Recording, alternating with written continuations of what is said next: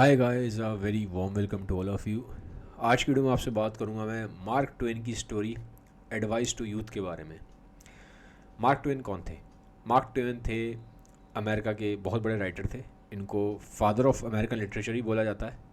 ठीक है, तो उन्होंने एक स्टोरी लिखी थी जिसमें यूथ को एडवाइस कर रहे हैं। ठीक है, लेकिन जो एडवाइस है उनकी वो बड़ी ही ह्यूमरस है, मजाकिया तरीके से करी है इन्होंने एडवाइस। और एक सटायर है। सटायर क्या होता है कि हम किसी को क्रिटिसाइज़ तो करते हैं बट उसमें हम ह्यूमर का बहुत यूज़ करते हैं। ठीक है, तो ये एक सटायर है और इसमें पैराडॉक्स का यूज़ भी हुआ है। पैराडॉक्स मतलब होता है कॉन्ट्राडिक्टरी बातें। एक तरफ आपको लगेगा इंसान ये कह रहा है लेकिन अपनी ही बात को फिर कॉन्ट्राडिक्ट कर रहा है। ठीक है, तो ये थोड़ा सा यूनिक सी एडवाइस है यूथ को जिन्होंने अपनी स्टोरी में लिखा है। डिफरेंट है जो जनरली हमें सुनने को मिलती है उससे। अब कैसे है, पहले ही एडवाइस करते हैं यूथ को। क्या एडवाइस कर रहे हैं ये? पेरेंट्स को लेके ये कहते हैं कि हमें पेरेंट्स की बात को सुनना चाहिए। ठीक है, अब ये तो एक जनरली सबको पता ही है कि हमें पेरेंट्स की बात को सुनना चाहिए, लेकिन अब पैराडॉक्स लगाएंगे, कॉन्ट्राडिक्ट करेंगे। ठीक है, कॉन्ट्राडिक्ट कैसे करेंगे? कहते हैं पेरेंट्स की बात को सुनना तो चाहिए लेकिन तभी सुनना चाहिए जब वो हमारे आसपास हों। ठीक है, तो एक सटायर हो गया, एक पैराडॉक्सिकल बात भी है इसमें कि पेरेंट्स की बात को हम सुनेंगे लेकिन हम तब सुनेंगे जब पेरेंट्स हमारे आसपास हैं। ठीक है, और वो कहते हैं पेरेंट्स की बात को सुनना ज़रूरी है क्योंकि आप नहीं सुनोगे तो आपको मनवा लेंगे। आप नहीं सुनोगे तो वो ज़ोर ज़बरदस्ती करके आपसे अपनी बात मनवा ही लेंगे। ठीक है, तब ये फिर क्या है, यहाँ पे सटायर का यूज़ हो रहा है।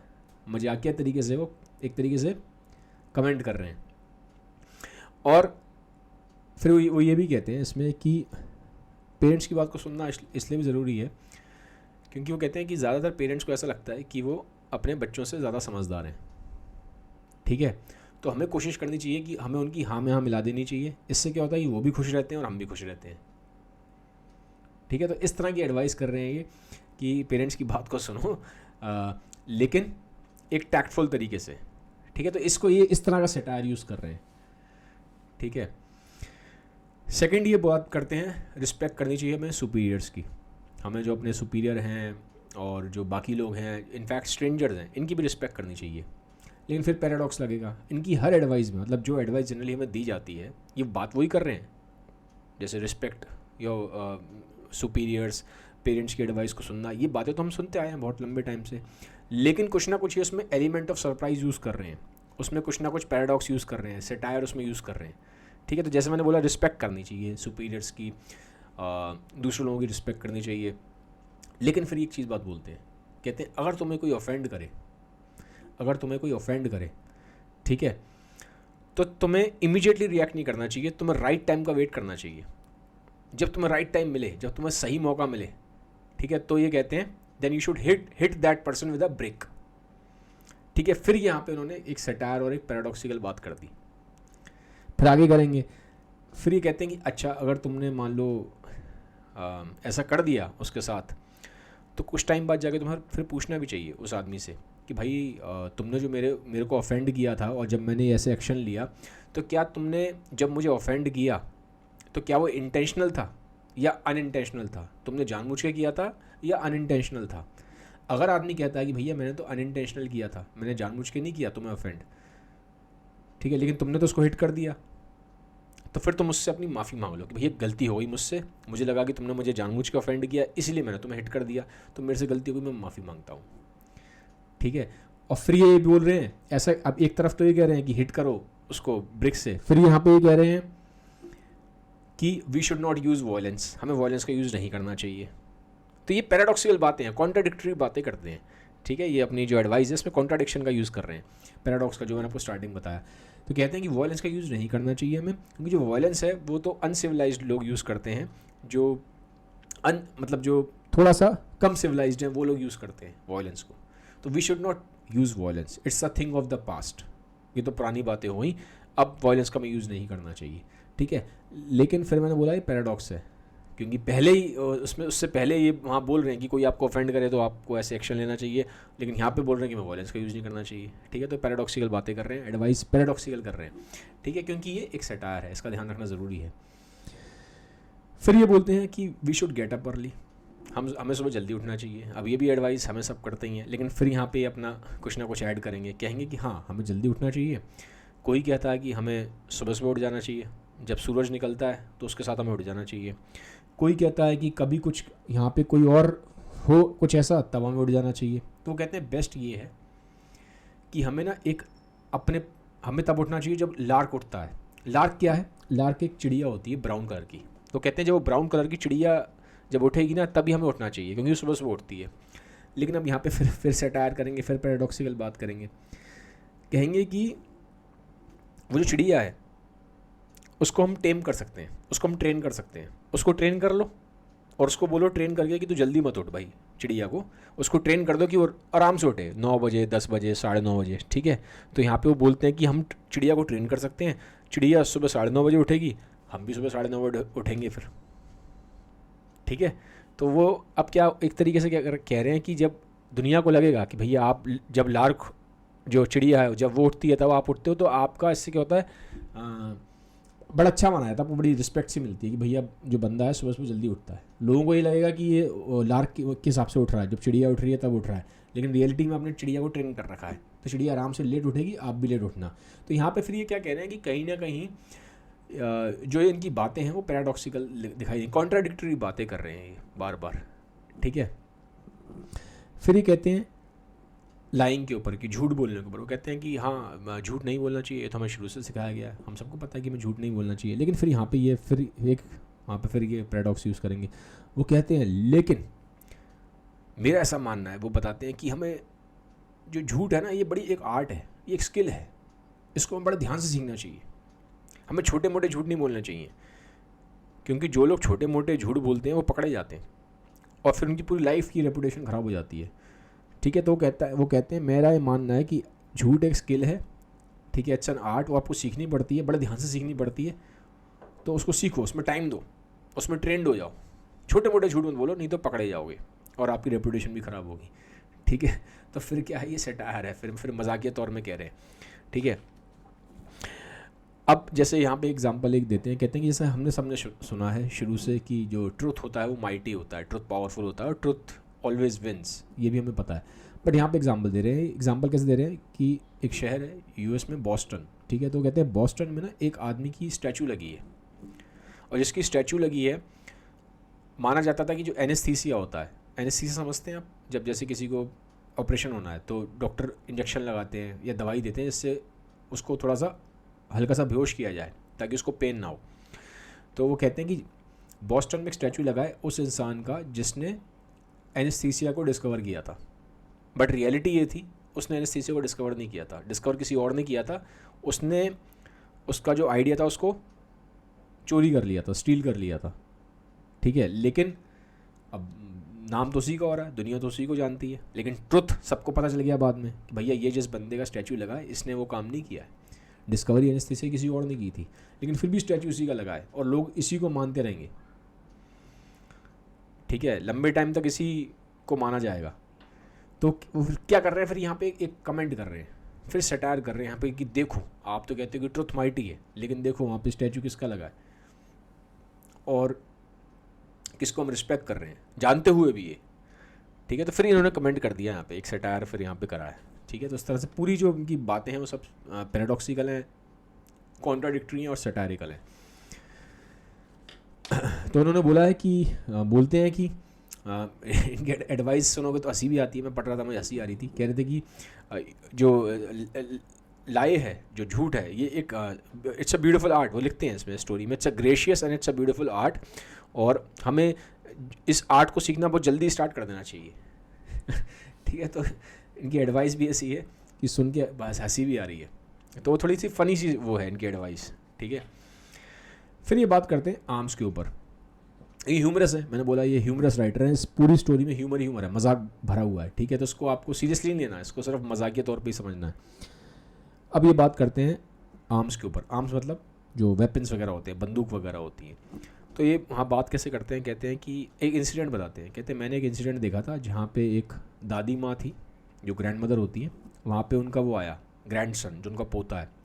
तो जो ग्रैंडसन आया उसने एक पुरानी बंदूक उठा ली। अब बंदूक पुरानी थी, चलती भी नहीं थी, और उसमें ना तो गोली भी नहीं थी उसके अंदर, पुरानी बंदूक है, कोई गोली नहीं है, कुछ नहीं है।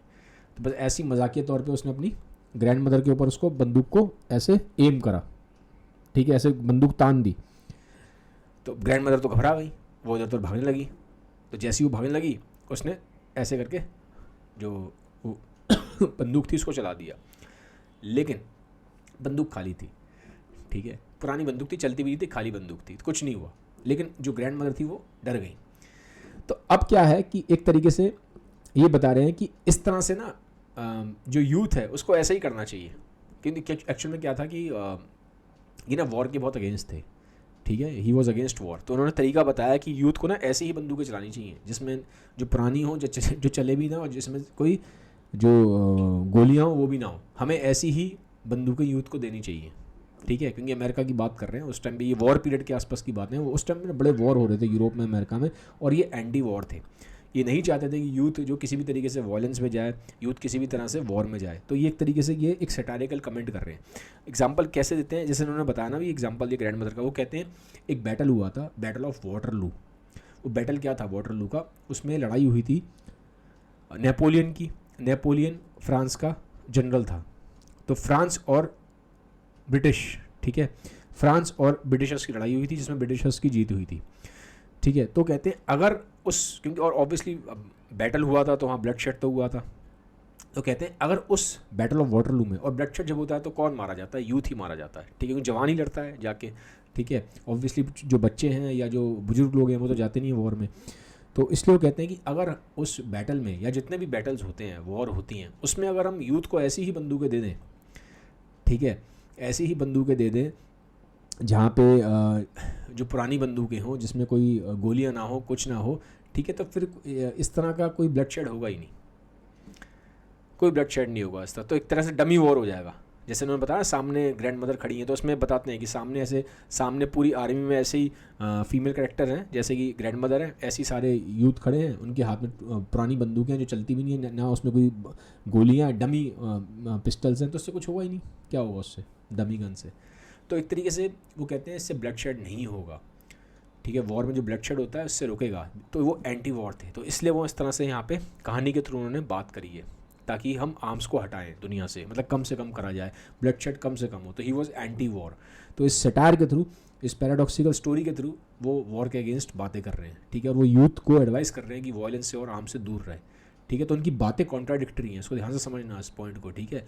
जो स्टोरी है मैं फिर बोलूँगा, उसको आपको लिटरली नहीं लेना है कि जो आपने पढ़ लिया हाँ वो ऐसे कह रहे हैं, नहीं वैसे नहीं कह रहे, डबल मीनिंग की बातें हो रही हैं वहाँ पे, बिकॉज अच्छा सटायर, इसको ध्यान रखना। फिर बात करते हैं एंड में, यहाँ पे ख़त्म हो जाएगी स्टोरी। फिर वो बात कर रहे हैं बुक्स के बारे में, ठीक है। वो कहते हैं कि बुक्स हमें पढ़नी चाहिए, लेकिन फिर वो बोलते हैं, पहले वो एडवाइस वही देते हैं जो सब दे रहे हैं, लेकिन फिर वहाँ पे लेकिन लगाएंगे, फिर वहाँ पे फिर कॉन्ट्राडिक्शन करेंगे। बुक्स हमें वो पढ़नी चाहिए जो हमें सेलेक्टिव रीडिंग करनी चाहिए, और बुक्स हमें वो पढ़नी चाहिए एक तरीके से, वो कहते हैं बिल्कुल सिर्फ हमें एक्सक्लूसिवली यही वाली किताबें पढ़नी चाहिए। अब यही वाली किताबें कौन सी हैं? वहाँ पे बता रहे हैं जनरली वो किताबें जो सब बोलते हैं कि पढ़ो, जो सबने पढ़ी होती हैं, जो कॉमन बुक्स हैं, जो हम पढ़ते ही हैं, ठीक है, जिसमें सब बहुत आपको अच्छी अच्छी बातें लिखी हैं, जब सब बहुत सही सही लिखा हुआ है, ठीक है। तो इस तरह की वो कहते हैं जो सब दुनिया पढ़ रही है वही बुक्स आप पढ़ें, सिर्फ वही बुक्स पढ़ें और कोई ना पढ़े। अब वो ऐसा क्यों कह रहे हैं, ठीक है, उसको समझो, ये उन्होंने पॉइंट क्यों बोला, क्योंकि यहाँ पे भी एक सटायर है, छुपा हुआ मजाक है, छुपा हुआ क्रिटिसिज्म है। कैसे है? क्योंकि अगर आप सिर्फ वही बुक्स पढ़ेंगे जो दुनिया में हर आदमी पढ़ता है या दुनिया में जो सब पढ़ते हैं, तो इससे आपके अंदर यूनिक आइडियाज़ नहीं आएंगे, आप क्रिएटिव नहीं बनोगे। क्योंकि यूनिक आइडियाज़ आने के लिए, क्रिएटिव आइडियाज़ लाने के लिए आपको कुछ हट के आपको इन्फॉर्मेशन या नॉलेज लेनी पड़ती है, ठीक है। तो इसलिए यहाँ पे वो कह रहे हैं कि जो हमें वो बुक्स पढ़नी चाहिए, एक्सक्लूसिवली सिर्फ वही पढ़नी चाहिए जो सब पढ़ रहे हैं। तो उन्होंने एक कमेंट कर दिया, मजाकिया कमेंट कर दिया, ताकि अगर वही पढ़ोगे तो भैया आपके अंदर यूनिकनेस डेवलप ही नहीं होगी। और वो बोलते भी है इसमें, जब स्टोरी ख़त्म होती है, लास्ट लाइन इनकी है जो एंड हो रही है स्टोरी, लास्ट लाइन में बोलते हैं, अगर जो मैंने आपको बातें बताई हैं ऊपर, ये जो रूल्स हैं, जो हमें से सब सिखाए जाते हैं कि ये जो चीज़ें हमें नॉर्मली बहुत सिंपल मॉरल साइंस की जो बताई जाती है, ऐसे रहो ये, ठीक है, तो अपनी जगह सब ठीक है, ठीक है, वो सारे अगर हम रूल्स फॉलो करते हैं, हमें करने भी चाहिए, उसको कहते भी हैं, लेकिन फिर हमारी यूनिकनेस डेवलप नहीं हो पाएगी। तो कुछ हमारे अंदर यूनिकनेस होनी चाहिए, ठीक है, अदरवाइज़ हम बिल्कुल सबकी तरह हो जाएंगे, जैसे बाकी सब हम बिल्कुल सब वैसे हो जाएंगे। तो अगर आप अपनी यूनिकनेस डेवलप करना चाहते हैं, अगर आप चाहते हैं कुछ क्रिएटिव बनना चाहते हैं, आप कुछ अपनी क्रिएटिविटी निकालना चाहते हैं, तो थोड़ा सा वो यहाँ पे वो मार्क ट्वेन का जो एडवाइस है वो ये है कि आपको थोड़ा सा कुछ अलग सोचना होगा। अलग सोचना होगा मतलब पॉजिटिव डायरेक्शन में बात कर रहे हो, नेगेटिव डायरेक्शन में नहीं। अलग सोचना मतलब कुछ जैसे कि मैं बोलूँ जो क्रिएटिव लोग होते हैं, जो अच्छे आर्टिस्ट होते हैं, या जो साइंटिस्ट भी होते हैं, जो साइंटिस्ट हैं, जो ग्रेट साइंटिस्ट हैं, या जो ग्रेट क्रिएटिव लोग रहे हैं दुनिया में, उन सब ने यूनिक सोचा है। ठीक है, थोड़ा उन्होंने वो सोचा जहाँ हर आदमी नहीं सोच रहा था, थोड़ा सा उन्होंने अलग सोचा है, उन्होंने अपनी इंडिविजुअलिटी को डिस्कवर किया है। तो यहाँ पे मार्क ट्वेन कहते हैं कि हमें सबको अपनी इंडिविजुअलिटी को डेवलप करना चाहिए। यूथ को एडवाइस करते हैं हमें अपनी यूनिकनेस को डेवलप करना चाहिए, हमें क्रिएटिव होना चाहिए, हमें कुछ हमें ज़रूर ऐसा कुछ ना कुछ आइडियाज़ हमारे दिमाग में होने चाहिए, कुछ ऐसा ज़रूर होना चाहिए जिससे हमारे अंदर का जो यूनिक टैलेंट है वो बाहर निकल के आए। ठीक है, क्योंकि हम सिर्फ बिल्कुल वैसे ही करते चलेंगे जैसे सब बोल रहे हैं, ये अच्छा सब कुछ वो करना चाहिए, उसके अगेंस्ट नहीं है, वो सब अच्छी चीज़ें हैं। ठीक है, जो मॉरल टीचिंग्स हैं दे आर वेरी पावरफुल, इस चीज़ को समझना। He was not against all that. फिर इसको समझा दूँ, क्योंकि ये जो स्टोरी है टिपिकल है, इसमें डबल मीनिंग्स है, कॉन्ट्राडिक्टरी है, तो कन्फ्यूज़न होता है, लोगों को समझ में नहीं आती है जो क्या कहना चाह रहे हैं वो। ह्यूमरस हैं लेकिन, और वो ये बात बोलते हैं कि जो मॉरल साइंस के लेसन्स हैं ये वैल्यूएबल हैं, ये पावरफुल हैं। जैसे कि हमें पेरेंट्स को रिस्पेक्ट करना चाहिए, सुपीरियर्स को रिस्पेक्ट करना चाहिए, हमें झूठ नहीं बोलना चाहिए। ठीक है, हमें आर्म्स और वेपन से दूर रहना चाहिए, हमें वायलेंस नहीं करना चाहिए। ठीक है, हमें बुक्स पढ़नी चाहिए। ये सारी चीज़ें इंपॉर्टेंट हैं, इन सब की अपनी जगह है और हमें करना भी चाहिए। ठीक है, वो उस बात को मानते भी हैं, लेकिन वो कहते हैं साथ ही साथ हमें अपनी इंडिविजुअलिटी, हमें अपनी यूनिकनेस को डेवलप करना चाहिए। कुछ ना कुछ हमारे अंदर जो क्रिएटिव एलिमेंट्स हैं उसको हमें एक्सप्लोर करना चाहिए। ठीक है, तो ये था उनका एडवाइस जो उन्होंने यूथ को एडवाइस दी है। तो ये थी स्टोरी, थोड़ी मुश्किल स्टोरी थी क्योंकि एक सटायर था, उसको सटायर को डिकोड करना आसान नहीं होता, उसको समझना आसान नहीं होता, क्योंकि आप उसको सिर्फ फेस वैल्यू पे ही ले सकते, आपको जो हिडन मीनिंग्स हैं उसको भी समझना पड़ता है। तो मैंने कोशिश किया उसको ईजी वे में समझाने के लिए। अगर आपको ये वीडियो अच्छा लगा है तो काइंडली इसको बाकी लोगों के साथ भी शेयर कर दीजिएगा। Have a nice day, bye bye, take care, thank you.